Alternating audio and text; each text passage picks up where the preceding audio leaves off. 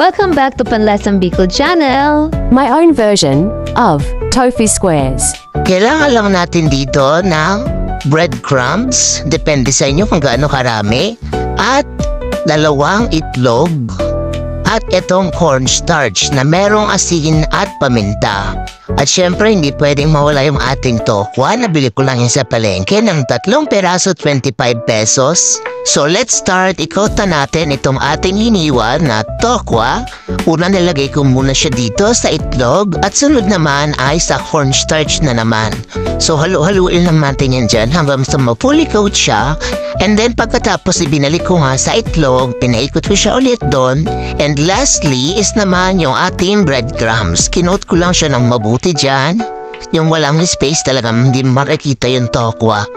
As in fully coated talaga siya. And then na siya.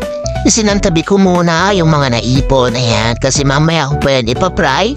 Ang gagawin ko muna ngayon, nasunod ay yung ating sauce para mamaya dire-diretso na tayo. So, umpisahan na natin ang paggawa ng ating sauce. Kailangan natin dito ng mayonnaise at reno. Kalahati lang ng reno ang ginamit ko. Hindi ko inubos ang isang lata. Kakailanganin din natin dito ng 3 peraso ng kalamansi. Pipigain natin yung katasla ang kukunin natin. And then, inubos ko nga pala itong isang maliit na sachet ng oyster sauce. At hindi ko man naisama sa video na nilagyan ko nga rin pala siya ng seasoning. Yung chili flavor kasi gusto namin yung medyo may anghang-anghang yung sauce namin. So, eto na siya guys. At pagkatapos ko nga ma-prepare lahat, ay inumpisahan ko na ang pag-fry nitong ating tofu squares o yung ating tokwa na naka-coat sa breadcrumbs. Dahil nalabi ko siya nakikita sa FYP na aking TikTok account, inainggan niya akong gawin siya at subukan sa bahay lang. So binaya ko lang yung mga nakikita ko kung paano nila gawin at yung mga ingredients. Kung matapos po na i-fry ay inumpisa ako ng lagyan ng ginawa kong sauce.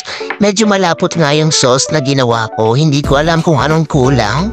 Kasi yung nakikita ko sa TikTok is medyo malabnaw yung mga sauce nila at medyo maputi. So eto na nga, taste test na natin. Satisfied naman ako dun sa gawa ko kasi crunchy siya, ang sarap niya. At sa sauce naman, hindi ko alam kung ano ba talaga dapat yung lasa. Pero masarap naman siya, okay naman sa panlasa ko. Masarap siya guys kainin kapag talagang bagong hango, bagong prito. Kasi crunchy at mainit pa. Siyempre, dahil walang pasok yung mister ko, sabi ko sa kanya, tikman niya yung ginawa ko na tumitrending ngayon na tofu squares. Mukhang nasarapan naman siya kasi napatango naman siya nung pagtikim niya. Sabi niya crunchy daw at matamis-tamis daw yung sauce. Yun lang guys for today's video. Thank you so much for watching and please like, share and subscribe sa aming YouTube channel and visit nyo na rin yung aming Facebook page.